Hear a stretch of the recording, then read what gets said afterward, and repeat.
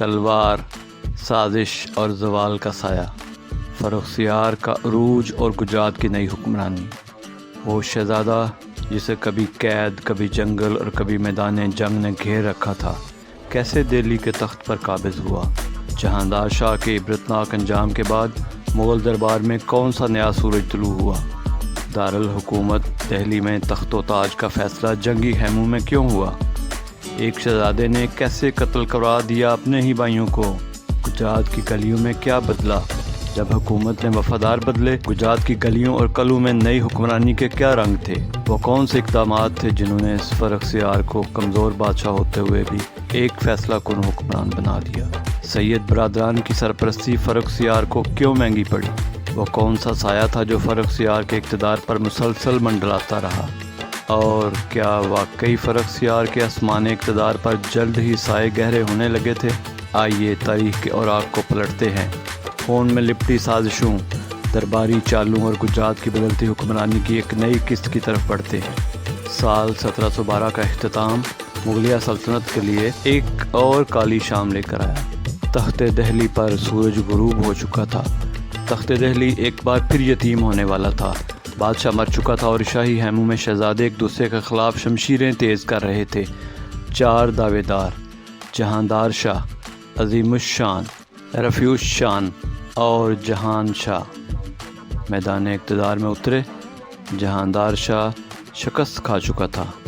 سازشیں، جنگیں اور بے وفائیاں سب نے ایک نئے شہزادے کو آگے بڑھنے کا راستہ دیا۔ قید، جلاوطنی اور محرومیوں سے نکل کر وہ تخت تک آن پہنچا۔ فتح کا تاج صرف اس کے سر سجا، اس کا نام تھا فروخسیار۔ فروخسیار کا عروج اور دہلی کا تخت، اصل نام فروخسیار تھا۔ فروخسیار مغل شہزادہ بہادر شاہ اول کا پوتا اور شہزادہ اعظم شاہ کا بیٹا تھا۔ اپنے والد کی موت کے بعد اس نے اپنی حکومت کی بنیاد بنگال میں رکھی۔ جب تخت کے دعوے دار ایک دوسرے کے خلاف برسر پیکار تھے، لیکن اصل معرکہ اس وقت شروع ہوا جب اس نے دہلی کی جانب پیش قدمی شروع کی۔ فروخسیار نے بھی طاقتور سید برادران کی مدد سے اپنی مہم کا آغاز کیا۔ مددگار بنے مغل تاریخ کے مشہور سید برادران، سید حسن علی خان امیر الامراء اور سید حسین علی خان قومی سردار، جنہوں نے اسے اقتدار کی اونچائیوں تک پہنچایا۔ سال 1713 میں جہاندار شاہ کو شکست ہوئی، گرفتار ہو کر قتل ہوا اور دہلی کے تخت پر نیا حکمران جلوہ گر ہوا، بادشاہ فروخسیار۔ 11 جنوری 1713 کو دہلی کے شاہی قلعے میں اس کی تاج پوشی ہوئی۔ اقتدار پر قابض ہوتے ہی اس نے شکست خوردہ بادشاہ جہاندار شاہ کو قتل کروا دیا اور اس کے وفاداروں پر بھی سخت ہاتھ ڈالا۔ سابق وزیر خزانہ، سابق وزیر اعظم، حتیٰ کہ شہزادگان تک کو یا تو قتل کیا گیا یا قید۔ فروخسیار نے تخت سنبھالنے کے ساتھ ہی ایک نئے دربار اور نئی بیوروکریسی کی بنیاد رکھی، اور یوں مغلیہ سلطنت کے ایک نئے باب کا آغاز ہوا۔ گجرات کی نئی حکمرانی، فروخسیار نے پورے ہندوستان میں اپنی گرفت مضبوط کرنے کی مہم کا آغاز کیا اور ہر اہم صوبے میں اپنی پسند کے افراد کو مقرر کیا۔ گجرات بھی ان میں شامل تھا۔ فروخسیار نے اپنی سلطنت کے استحکام کے لیے مقامی گورننس پر خاص توجہ دی۔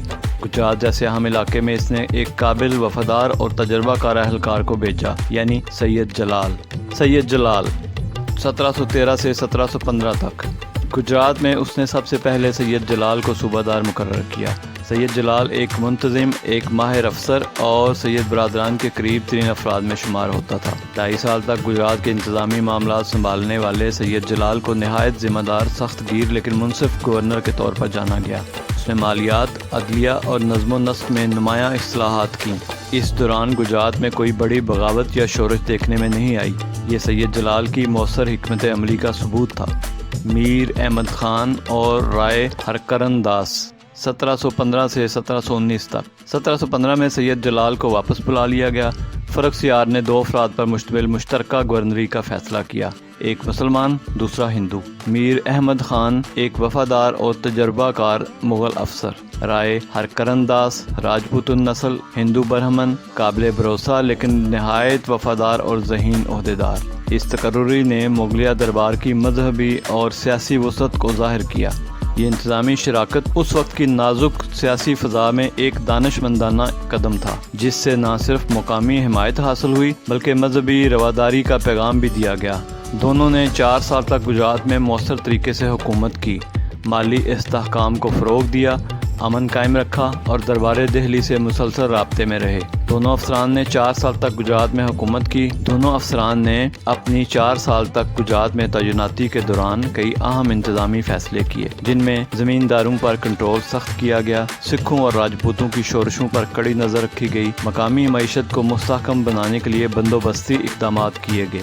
دربار میں گرجتے بادل، سایہ جو گہرا ہونے لگا۔ فرخ کی حکومت میں اگرچہ سید برادران نے اسے تخت تک پہنچایا، مگر جلد ہی اقتدار کی کشمکش شروع ہو گئی۔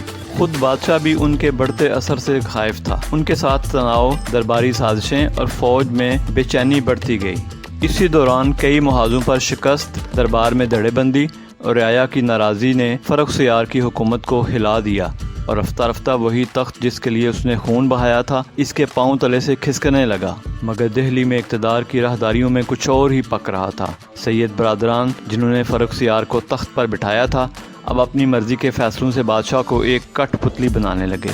فرخ جو خود مختار رہنا چاہتا تھا، ان کی طاقت سے خوفزدہ تھا۔ اس نے خاموشی سے ان کے خلاف محاذ بنانے شروع کیے، سازشیں کی، وفادار بدلنے لگے، مگر بات بگڑ گئی۔ سایہ گہرا ہونے لگا تھا۔ تخت دہلی کی شمع ایک بار پھر ہوا کے رخ پر لرزنے لگی تھی۔ کبھی ایک قیدی، آج شہنشاہ، کبھی مظلوم، اب ظالم۔ فرخ کی حکمرانی بھی مغل سلطنت کے زوال کے ایک اور باب کی صورت تاریخ میں رقم ہو رہی تھی۔ گجرات جیسے صوبے اگرچہ اس کے دور میں مستحکم نظر آئے، مگر دہلی کے فیصلوں کے پیچھے نئی سازشیں جنم لے رہی تھیں۔ یہ قسط ختم ہوتی ہے فرخ کے اقتدار کے ان لمحوں پر جب وہ گجرات میں نظم و نسق سنوار رہا تھا، لیکن خود دہلی میں بے چینی، بے اعتمادی اور سازشوں میں گھر چکا تھا۔